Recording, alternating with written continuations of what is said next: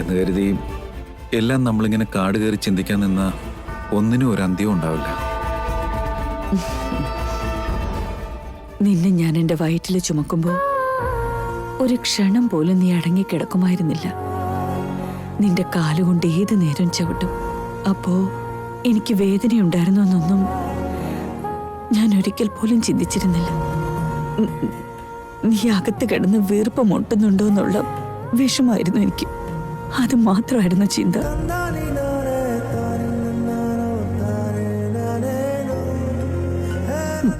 ഇപ്പോഴും അങ്ങനെ തന്നെ മോനെ. ഓരോ ക്ഷണവും നിനക്ക് എന്ത് പറ്റുമെന്നോർത്ത് ഏത് നേരം ആദ്യമാണ് എനിക്ക്.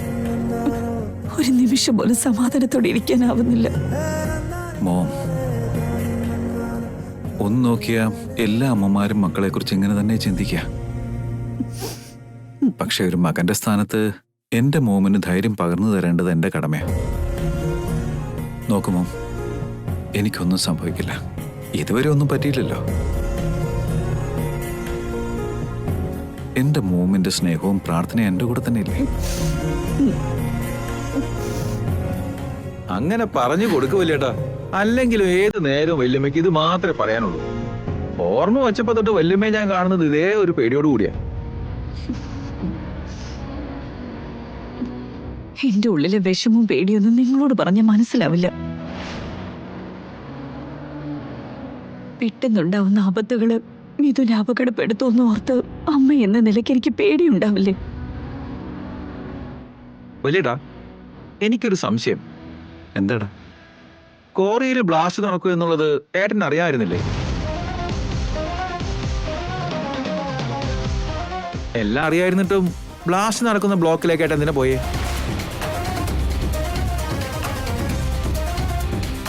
യഥാർത്ഥത്തിൽ അന്ന് കോറിയില് ബ്ലാസ്റ്റ് പ്ലാൻ ചെയ്തിട്ടില്ലായിരുന്നു.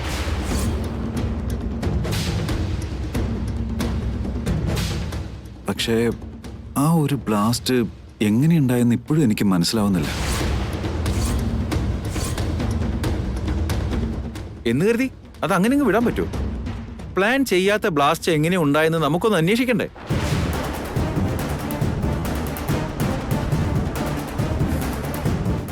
എന്റെ അഭിപ്രായത്തിൽ ഇതാരെങ്കിലും മനഃപൂർവ്വം ചെയ്തതായിരിക്കും.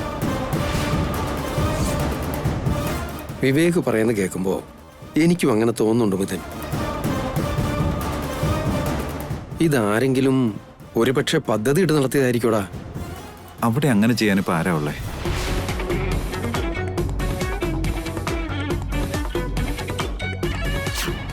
നിന്റെ മുട്ട് വിറയ്ക്കണം, ശരീരമാസകലം മരവിച്ചു പോണം.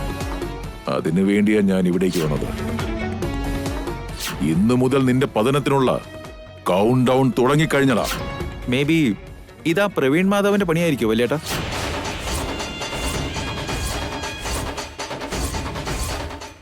എന്റെ അടുത്ത് നിന്ന് കിട്ടാൻ പോകുന്ന ഓരോ അടിയും ചെറുത്തു നിൽക്കാൻ തയ്യാറായിരുന്നു.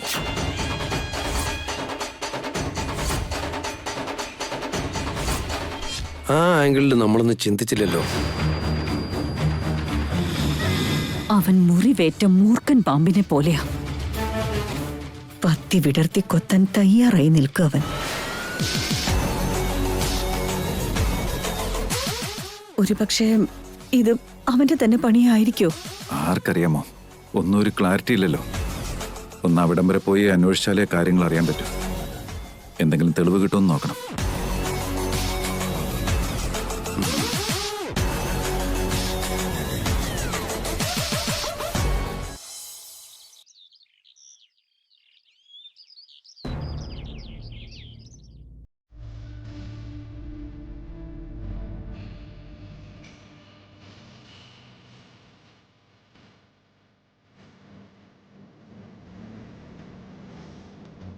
ചേച്ചി,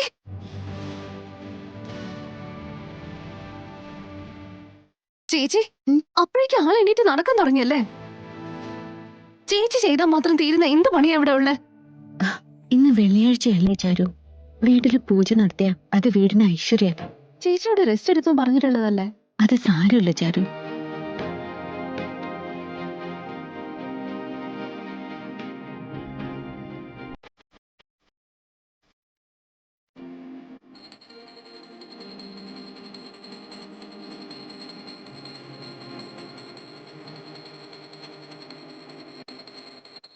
കണ്ടോടാ ജയദേവ, മേഘനയ്ക്ക് വയ്യായിക ഉണ്ടെങ്കിലും ഇന്ന് വെള്ളിയാഴ്ച എന്ന കാര്യം അവൾ മറന്നിട്ടില്ല. ഉത്തരവാദിത്തങ്ങളുടെയും കടമകളുടെയും പര്യായമല്ലേ നമ്മളുടെ മരുമകള് മേഘന.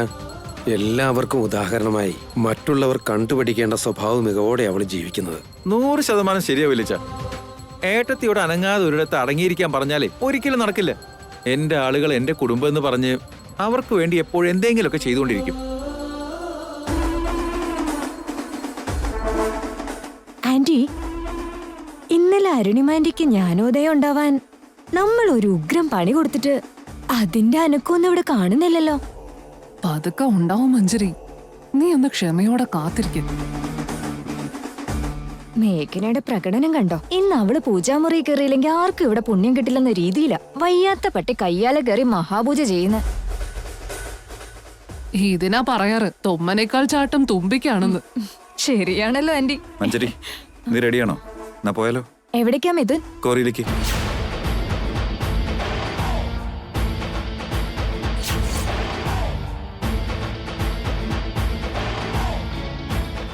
ക്വാറിയിലേക്കോ? അതെന്തിനാ മിഥുൻ? കോറിയിൽ അന്ന് ബ്ലാസ്റ്റ് ഒന്നും പ്ലാൻ ചെയ്യാതിരുന്നപ്പോ ആ ഒരു ബ്ലാസ്റ്റ് എങ്ങനെ സംഭവിച്ചു എന്ന് പോയെന്ന് അന്വേഷിക്കാൻ വേണ്ടി. ഒരു എൻക്വയറി നടത്തിയ സത്യങ്ങളൊക്കെ പുറത്തു വന്നോളൂ. അത് അബദ്ധവശാ സംഭവിച്ചതായിരിക്കും മിഥുൻ. ഇനി അതിന്റെ പുറകെ പോയതുകൊണ്ട് നമുക്കെന്ത് കിട്ടാനാ? അതെങ്ങനെ അബദ്ധവശാൽ സംഭവിച്ചതാണോ അതോ ഇനി ആരുടെയെങ്കിലും ബുദ്ധിയിൽ ഉദിച്ചതാണോ അത് എന്ന് അന്വേഷിച്ചറിയാനുള്ള ഒരു കൗതുകം. കാരണം അത് അങ്ങനെ ചെറിയൊരു ബ്ലാസ്റ്റ് ആയിരുന്നില്ല. ഒരു ജീവൻ എടുക്കാൻ കഴിയുന്നത്ര ശക്തിയുള്ള ബ്ലാസ്റ്റ് ആയിരുന്നു.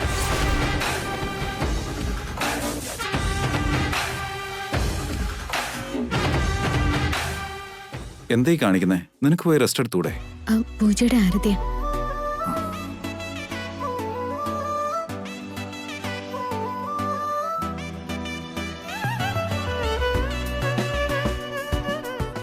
മഞ്ജരി, ജീവൻ പണയം വെച്ചുള്ള ഇത്തരം പ്രവൃത്തികളെ അത്ര നിസ്സാരമായിട്ട് തള്ളിക്കളയരുത്.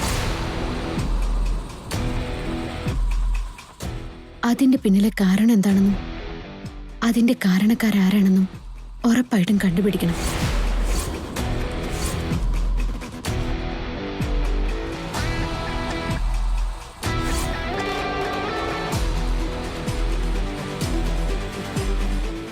ആ ബ്ലാസ്റ്റിന് പുറകിലുള്ള കൈകൾ ഏതൊക്കെയാണെന്ന് എത്രയും പെട്ടെന്ന് കണ്ടുപിടിക്കാൻ കഴിയണേ എന്ന് പ്രാർത്ഥിച്ചോളൂ.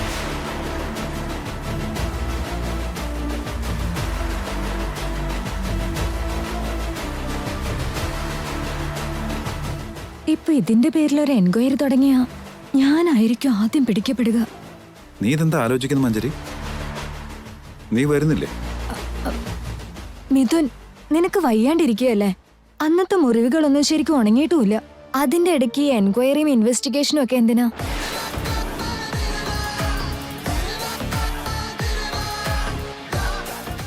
വേണമെങ്കിൽ അതൊക്കെ ഞാൻ നോക്കിക്കോളാം. നീ റെസ്റ്റ് എടുത്തോ. അതൊന്നും സാരമില്ല മഞ്ജരി. ബെഡ് റെസ്റ്റ് എടുക്കാൻ പാകത്തിനുള്ള വയ്യായികയൊന്നും എനിക്കിപ്പോ ഇല്ല. മിഥുൻ, ഇത് അത്ര കെയർലെസ് ആയിട്ട് വിടാൻ പാടില്ല. ഇതൊരു ചെറിയ സംഭവമല്ല. ചിന്തിച്ചു നോക്കുമ്പോ ഇതൊരു വലിയ ഗൂഢാലോചനയുടെ ഭാഗമായിട്ടാണ് തോന്നുന്നത്.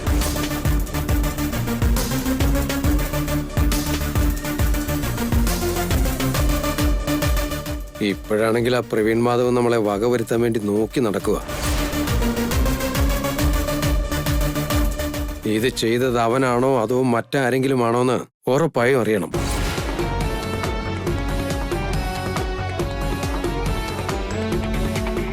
അത് ശരിയല്ല. അതുകൊണ്ട് ഈ കാര്യം ഞാൻ തന്നെ നേരിട്ട് പോയി അന്വേഷിക്കാൻ തീരുമാനിച്ചത്.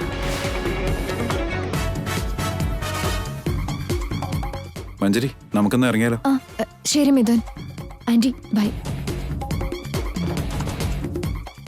ഇതാ ചാരതി എടുത്തോളൂ. എൻക്വയറി ചെയ്ത കള്ളികളെ പുറത്താവുമെന്ന് മഞ്ജരി പറയുന്നുണ്ടായിരുന്നു. ഇനിയിപ്പോ എന്താ ചെയ്യാ?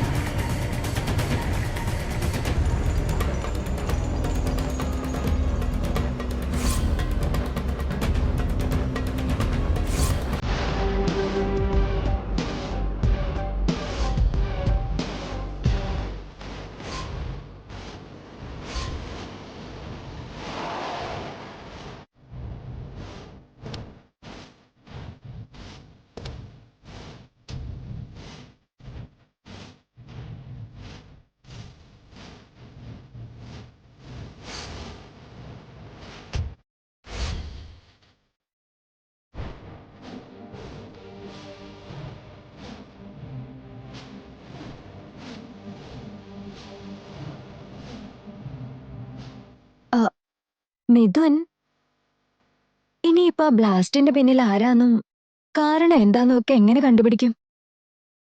ആ അതിനെ പറ്റിയൊരു ഐഡിയ എൻ്റെ അടുത്ത് തന്നെ ഉണ്ട്.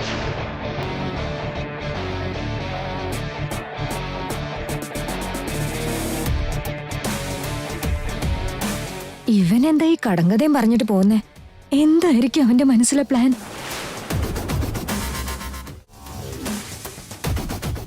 Chandu. Good morning sir. Good morning Chandu. ഇപ്പൊ മേഘ്ന മേഡത്തിന് എങ്ങനെയുണ്ട്? വയ്യായിക മാറിയോ? കുഴപ്പമില്ല, സുഖമായിരിക്കുന്നു. സാറെന്താ ഈ സമയത്ത് ഇവിടെ? ഒന്നുമില്ല ചന്തു, അന്ന് ഇവിടെ ബ്ലാസ്റ്റ് നടന്നില്ലേ, അതിനടുത്തായിട്ട് എവിടെയെങ്കിലും CCTV ക്യാമറ ഉണ്ടായിരുന്നോ? CCTV ക്യാമറ ഉണ്ടല്ലോ സർ. That's great. ആ CCTV ഫുട്ടേജ് നോക്കിയാൽ മതി. അന്ന് ആ ബ്ലാസ്റ്റ് എങ്ങനെയാ ഉണ്ടായെന്നും അതിന്റെ പിന്നിൽ ആരാണെന്നും ക്ലിയർ ആയിട്ട് നമുക്ക് കണ്ടുപിടിക്കാം. ഞാനും ഇതിനെക്കുറിച്ച് ആലോചിച്ചില്ല. അപ്പൊ നമുക്കത് നോക്കാം. Okay sir.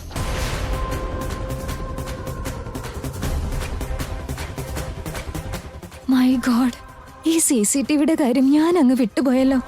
ഇപ്പൊ ആ ക്യാമറയില് സിദ്ധുവിനെ കണ്ട എല്ലാം പൊളിയും. പറ്റുമെങ്കിൽ ഈ കോറി തന്നെ എന്നെ കുഴിച്ചു മൂടിയിട്ട് മിഥുൻ പോകും.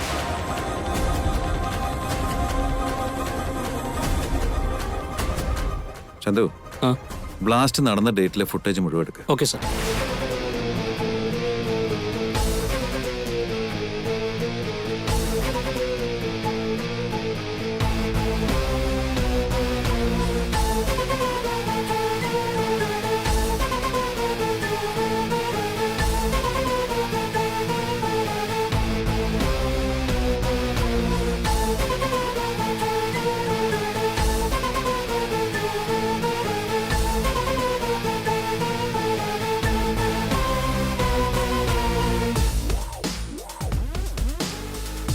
മഞ്ജരി,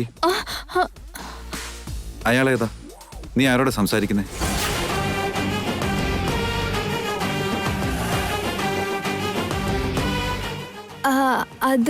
അത് മിഥുൻ ആരാന്ന്? അയാൾ ആരാന്നറിയോ? സർ, ഫേസ് കൃത്യമായിട്ട് കാണുന്നില്ല. മഞ്ജരി, നീ അയാളെ വ്യക്തമായിട്ട് കണ്ടതല്ലേ? ആരാന്നൊന്നും എനിക്കും അറിയില്ല മിഥുൻ. പിന്നെ അറിയാത്ത ആളോടാണ് നീ അത്ര നേരം സംസാരിച്ചു നിന്നേ? അത് മിഥുൻ, അത് അയാള് അന്ന് കോറിയില് ഇവിടെ വല്ല ജോലിയുണ്ടോന്ന് ചോദിക്കാൻ വേണ്ടി വന്നതാ. തൽക്കാലം നമ്മുടെ കോറിയില് ആവശ്യത്തിനുള്ള ജോലിക്കാരുണ്ടല്ലോ, അതുകൊണ്ടാ ഇല്ലെന്ന് പറഞ്ഞയച്ചത്. എന്നിട്ടും അയാള് പോകുന്നുണ്ടായിരുന്നില്ല.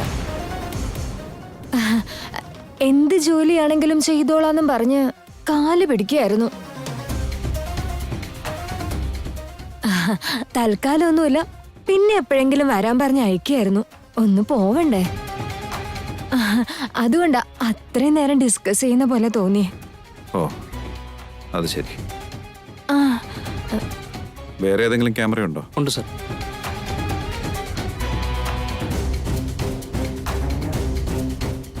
ഇനിയുള്ള ഫുട്ടേജിൽ എന്താ ഉണ്ടാവുക ദൈവത്തിനറിയാം.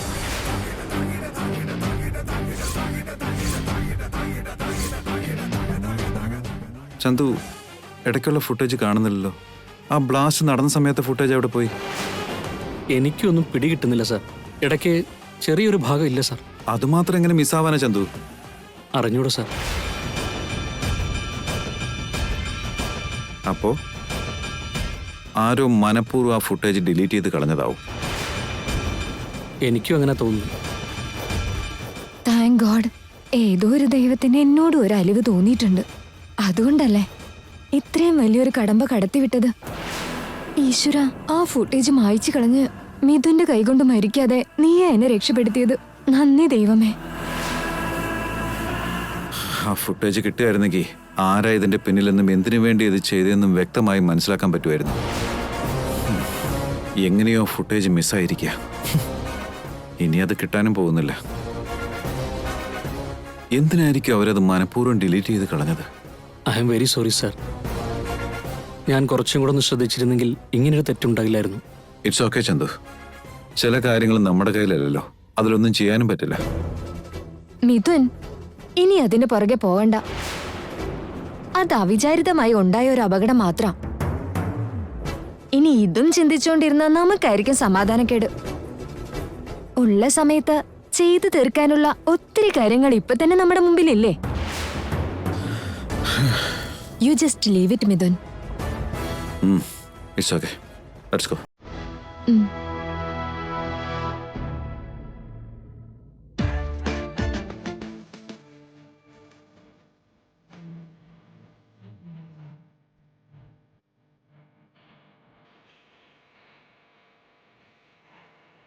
ഹായ് മാഡം, ഇത് ആർക്കാണോ ജ്യൂസ്? എനിക്കാണോ? സാറിനൊന്നുമല്ല, എന്റെ ചേച്ചിക്കാ. ഓ, എപ്പോഴും ചേച്ചിക്ക് മാത്രമേ ഉള്ളൂ? ഇടയ്ക്കൊക്കെ എന്നോടും ചെറിയ പരിചരണമൊക്കെ ആവാം. നിനക്കെന്തിനാ ഞാൻ ചെയ്തു തരണം? ഞാൻ നിന്നെ താലി കെട്ടിയതിന് ശേഷം ചെയ്യാൻ പാടുള്ളൂ എന്ന് അങ്ങനെ നിയമമൊന്നുമില്ലല്ലോ. കല്യാണത്തിന് മുന്നേ തൊട്ടേ സതി പതിക്ക് സേവ ചെയ്യുന്നതുകൊണ്ട് ഒരു തെറ്റുമില്ലെന്നേ. നിന്റെ പകൽക്കിനാവ് നൂല് പൊട്ടിയ പട്ടം പോലെ ആയിരിക്കാം. ലക്കും ലഗാനും ഇല്ലാണ്ട് എങ്ങോട്ടൊന്നില്ലാതെ പറന്ന് നടക്കുന്നു. ശരി, എന്നാ കല്യാണത്തിന്റെ കാര്യമൊക്കെ മാറ്റിവെക്കാം. പക്ഷെ കാമുകൻ എന്നുള്ളൊരു പരിഗണന നൽകി ഉത്തരം പറഞ്ഞൂടെ ചാരു? പ്രേമത്തിന്റെ ആപ്ലിക്കേഷനും തന്ന് കാത്തിരിക്കുന്നവന് നോ റിപ്ലൈ. മരിക്കുന്നതിന് മുമ്പെങ്കിലും എന്റെ ആപ്ലിക്കേഷൻ ഒന്ന് പരിഗണിക്കൂ. എവിടെ അല്ലേ, ഒന്നും നടക്കില്ല. വാക്കായിട്ട് വേണ്ട, ഒന്ന് തല കുലിക്കാലെങ്കിലും മതി. ഉത്തരം ഇല്ലെങ്കിൽ സ്വന്തം വഴിക്ക് അങ്ങ് പോയാ പോരെ. എന്തിന്റെ പേരിലാ കാത്തിരിക്കുന്നേ? ദൈവം വിധിച്ചിട്ടുണ്ടെങ്കിൽ അത് കൈ വന്ന് ചേർന്നോളൂ.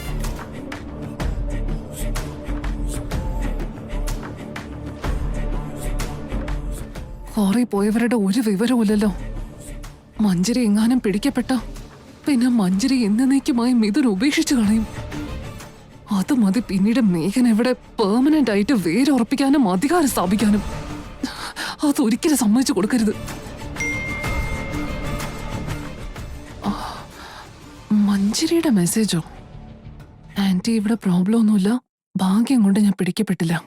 ആന്റിയും പേടിക്കണ്ട. Thank God. അപ്പൊ മഞ്ജരി രക്ഷപ്പെട്ടെന്നർത്ഥം. ഇതുവരെ ഞാൻ മുള്ളെ നിൽക്കായിരുന്നു ഈശ്വര. ഇപ്പോഴാ ഒരു അല്പം സമാധാനമായേ.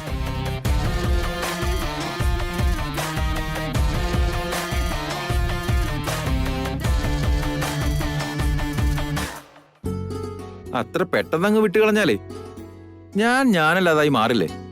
വീരശൂര പരാക്രമിയായ ഒരു പാവം കാമുകനാണ് ഞാൻ. ഞാനൊരു കുറി വെച്ചിട്ടുണ്ടെങ്കിൽ പിന്നെ അത് വിട്ടുകളയുന്ന പ്രശ്നം ഉദിക്കുന്നില്ല. എന്നാ പിന്നെ അങ്ങനെ കുറിയും തൊട്ട് അവിടെ തന്നെ അങ്ങ് ഇരുന്നോ. എന്റെ വന്ന് ശല്യം ചെയ്യാണ്ടിരുന്നാ മതി. ആപ്ലിക്കേഷന്റെ സ്റ്റേറ്റസും ചോദിച്ചോണ്ട് എന്റെ അടുത്തേക്ക് വരാതിരുന്നാ മതി. ചാരു, ചാരു. വിവേക്, എന്തേ കാണിക്കുന്നേ? ആരെങ്കിലും കണ്ട പിന്നെ അത് മതി പുകിലുണ്ടാവാൻ. ദയവ് ഇതിന്റെ കയ്യിൽ നിന്ന് വിടുന്നുണ്ടോ? ആദ്യം എന്റെ ചോദ്യത്തിന് ഉത്തരം പറ, അപ്പൊ ഞാൻ വിട്ടേക്കാം. ഞാൻ പറഞ്ഞല്ലോ, നിനക്ക് തരാനുള്ള ഒരു ഉത്തരവും ഇപ്പൊ എന്റെ അടുത്തില്ല. അതിന്റെ ആവശ്യം ഉണ്ടെന്നും എനിക്ക് തോന്നുന്നില്ല. മര്യാദയ്ക്ക് കയ്യിൽ നിന്ന് വിടാനാ പറഞ്ഞത്. ആദ്യം നീ കാര്യം പറ പ്ലീസ്. കയ്യിൽ നിന്ന് വിടുന്നുണ്ടോ വിവേക്?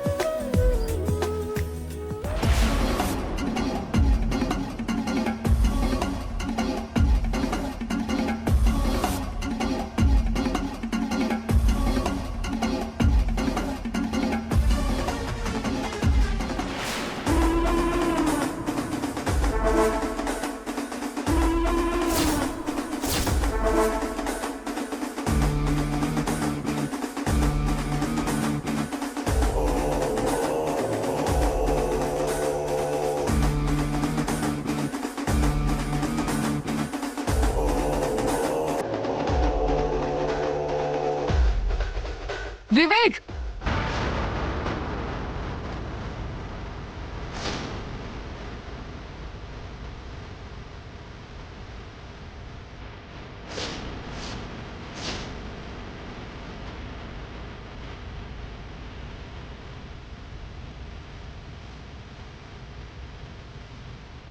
എന്തൊരു തോന്നിയ സാറേ കാണിക്കുന്നേ?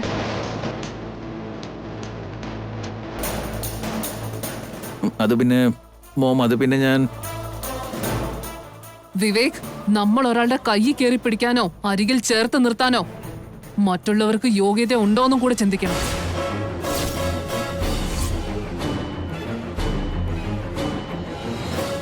അതില്ലാത്തവരുടെ പുറകെ പട്ടിയെ പോലെ നടക്കാൻ പാടില്ല. പറഞ്ഞ കേട്ടോടാ. അതങ്ങനെയല്ല മോം. നീ ഒരു അക്ഷരം മിണ്ടരുത്. തെറ്റ് പറ്റിയത് നിനക്ക് മാത്രമല്ല, വഴിയെ പോകുന്നതിനൊക്കെ വലിച്ച് വീട്ടിൽ കയറ്റിയത് ഞങ്ങളുടെ തെറ്റാ.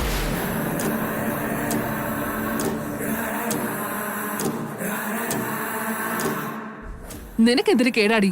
അവനെന്തോ പ്രാന്ത് കാണിച്ചെന്ന് പറഞ്ഞ് സുഖിച്ച് നിൽക്കുക അല്ലേ? മര്യാദയില്ലാത്ത പിശാച്.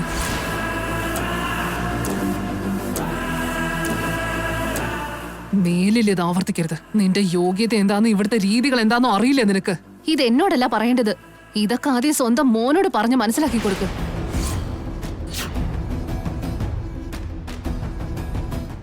എന്താടി ചേച്ചിയെ പോലെ നീയും തർക്കുത്തരം പറഞ്ഞു തുടങ്ങിയല്ലേ? ഇങ്ങോട്ടുള്ള ചോദ്യം മര്യാദയ്ക്കാണെങ്കിൽ ഉത്തരവും മര്യാദയ്ക്ക് കിട്ടും. എല്ലില്ലാത്ത നാക്ക് എങ്ങനെയും വളച്ചൊടിക്കുമെങ്കിൽ അതിൽ നിന്നും വരുന്ന ശബ്ദങ്ങൾ കേട്ട് ഗതികെട്ട് തല കുനിച്ച് നിൽക്കേണ്ട നിവൃത്തികേട് എനിക്കുമില്ല. ശബ്ദിച്ചു പോരുത്.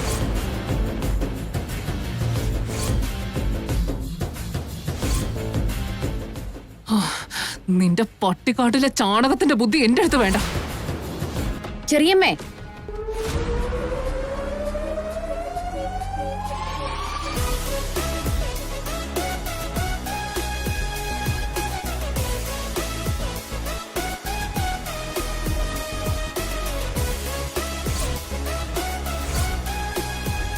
കൈ വിട്ടുകളഞ്ഞ ആയുധവും വാ വിട്ടുകളഞ്ഞ വാക്കും തിരിച്ചെടുക്കാൻ കഴിയില്ലെന്നോർക്കണം.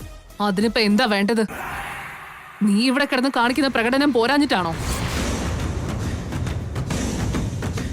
ഇപ്പോ നിന്റെ ദരിദ്രവാസി അനിയത്തിയും കൂടെ കൂട്ടി ഈ വീട്ടിൽ കിടന്ന് കാളിന്തി നൃത്തം ആടുന്നത്.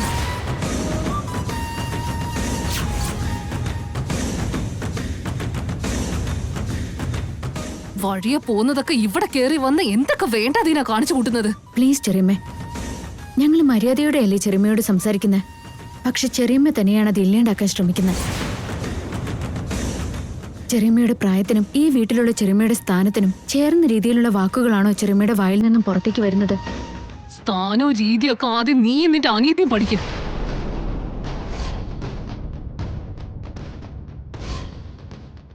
എന്നിട്ട് ബാക്കിയുള്ളവരെ പഠിപ്പിക്കാൻ വന്നാ മതി. കുറച്ചായിട്ട് എല്ലാവരുടെയും നാക്കിന് നീളം കൂടുന്നുണ്ട്. അധികം നീണ്ടാൽ അത് കണ്ടിച്ച് കളയാനും ഞാൻ മടിക്കില്ല.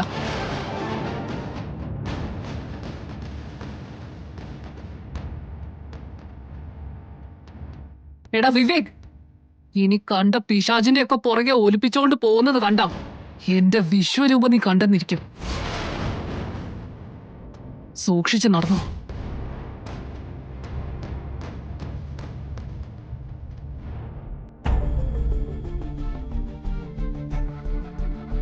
എന്താ ഇത് വിവേക്?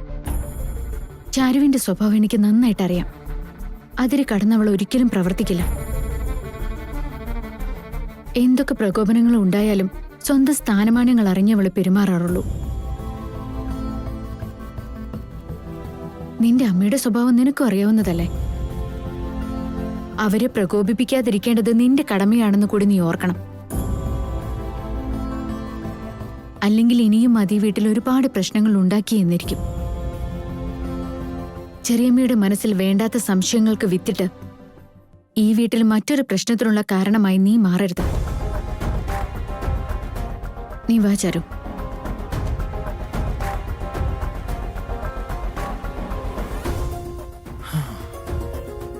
ചുമ്മാ ഒന്ന് ചാരുവിന്റെ കൈ പിടിച്ചതിന് മോം ഇപ്പൊ എന്തൊക്കെ പുകയില അവിടെ സൃഷ്ടിച്ചേ? ഇനിയിപ്പൊ ഞാൻ ചാരുവിനെ പ്രണയിക്കുന്നെന്നും കല്യാണം കഴിക്കാൻ ആഗ്രഹിക്കുന്നുണ്ടെന്നൊക്കെ പറഞ്ഞ ഇവിടെ ഒരു ഭൂകമ്പം തന്നെ ഉണ്ടാവുമല്ലോ. എന്റെ പ്രണയത്തിന് എന്തിനാ ഇത്രയധികം പരീക്ഷണങ്ങള്?